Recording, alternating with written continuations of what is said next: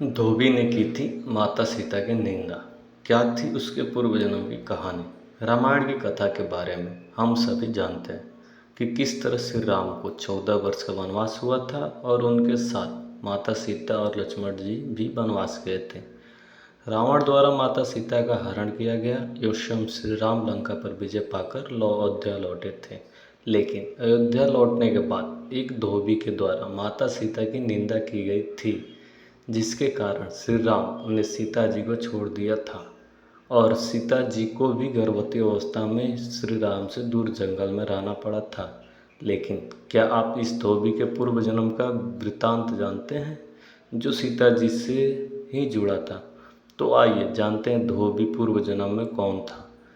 मिथिला नाम की नगरी में महाराज जनक राज्य करते थे। राजा जनक को कोई संतान नहीं थी। एक बार वह यज्ञ के लिए खेत जोत रहे थे। इस समय धरती से हर से बनी एक रेखा में एक कन्या उत्पन्न हुई।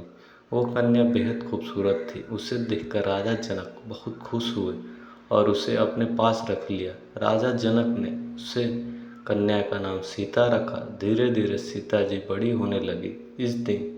एक दिन सीता जी अपनी सखियों के साथ बगीचे में खेल रही थी। इसी वक्त उन्हें एक पक्षी का जोड़ा दिखा, जो कि एक पर्वत पर बैठा था। एक राजा और रानी का कथा सुना रहा था और वह कथा भगवान श्री राम और माता सीता जी के जीवन कथा था। वह दोनों पक्षी के जोड़े आपस में कह रहे थे कि पृथ्वी पर एक विख्यात राजा होंगे जिनका नाम राम होगा। वह बहुत सुंदर होंगे। उनकी एक बहुत खूबसूरत महारानी होगी जिनका नाम सीता होगा। वो दोनों पक्षी के जोड़े श्री राम और माता सीता की महिमा का वर्णन कर रहे थे। तब सीता जी ने उनकी बातें सुनी और उन्हें ऐसा लगा कि यह दोनों पक्षी तो उनके ही बारे में बात कर रहे हैं और मानव स्वभाव अपने भविष्य से जुड़ी बातें जानने की इच्छा सीता जी के मन में जग उठी। इसलिए उन्होंने अपनी सखियों से कहा कि उसे पक्षी के जोड़े को पकड़कर मेरे पास लाओ। तब माता सीता जी की सखियाँ उसे पर्वत के पास गई और उसे पक्षी के जोड़े को पकड़ लाई। सीता जी ने उस पक्षी के जोड़े से कहा कि तुम दोनों बहुत सुंदर और प्यारे हो, डरो नहीं। यह बताओ तुम कौन हो और कहाँ से आए हो? जिनके तुम बात कर रहे हो वह राम और सीता कौन है और तुम दोनों को उनके बारे में इतनी जानकारी कैसे मिली? माता सीता बस दोनों से पूछने लगी। माता सीता के ऐसा पूछने पर उन दोनों पक्षी के जोड़े ने उन्हें बताया कि वाल्मीकि नाम के एक बहुत बड़े महर्षि है। हम उनके आश्रम में ही निवास करते हैं और महर्षि वाल्मीकि ने रामायण नामक एक ग्रंथ की रचना की है, जो कि सुनने के बाद मन को बहुत ही शांति देता है। उन्होंने अपने शिष्यों को इस ग्रंथ का अध्ययन भी कराया है। हम भी वहीं पर रहते हैं तो हमने भी पूरा सुना है। माता सीता के मन में अभी और भी सवाल उठ रहे थे, इसलिए उन्होंने उन पक्षियों से और भी सवाल किया और श्री राम के बारे में और अधिक जानना चाहा। उनके इस तरह से उत्साह को देखकर वह पक्षी समझ गई स्वयं सीता है।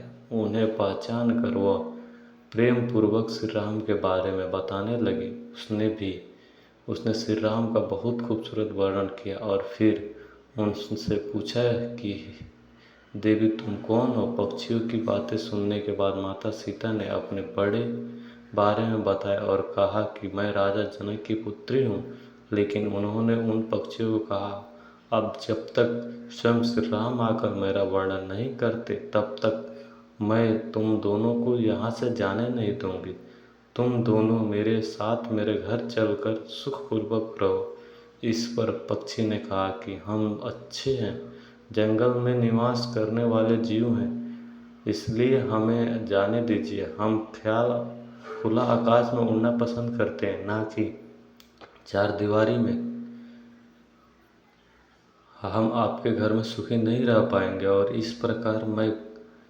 इस समय मैं गर्भवती हूँ और मुझे अपने स्थान पर जाकर बच्चा पैदा करना है। हो सकेगा तो मैं अपने बच्चे को जन्म देने के बाद आपके पास आ जाऊंगी। लेकिन सीता जी ने उन्हें नहीं छोड़ा। इस पर नर पक्षी ने भी उनसे प्रार्थना की और कहा कि मेरी पत्नी को छोड़ दो, यह गर्भवती है। जब यह बच्चे को जन्म दे देगी तब मैं इसे खुद आपके पास लेकर आऊँगा। लेकिन सीता जी ने उसकी बातों को नहीं मानी। अंत में जब सारे प्रयास के बाद भी जब सीता जी ने उनको नहीं छोड़ा, तब नर पक्षी ने कहा कि लोग सही कहते हैं कि किसी से कुछ नहीं कहना चाहिए, मौन होकर रहना चाहिए। अगर हम यह पर्वत पर बैठकर बात नहीं कर रहे होते तो शायद ऐसी स्थिति नहीं आई। इसलिए मौन रहना ही सबसे अच्छा होता है। इसके बाद दुखी पक्षी ने सीता जी को श्राप दिया और कहा कि जिस प्रकार से आज तुम मुझे इस समय अपने पति से अलग कर रही हो, वैसे ही तुम्हें भी एक दिन श्री राम से अलग होना पड़ेगा। इतना कहकर पति वियोग में उस पक्षी ने प्राण त्याग दिए। पक्षी ने मनुष्य रूप में श्री राम की नगरी अयोध्या में जन्म लिया और मेरे ही एक वाक्य के कारण तुम्हें पति वियोग का भारी कष्ट झेलना पड़ेगा। और उनकी बात सच हुई। इसी कारण से पक्षी ने मनुष्य योनि में धोबी के रूप में जन्म लिया। अपने पति श्री राम से दूर हो गई। वीडियो अच्छी लगी हो तो लाइक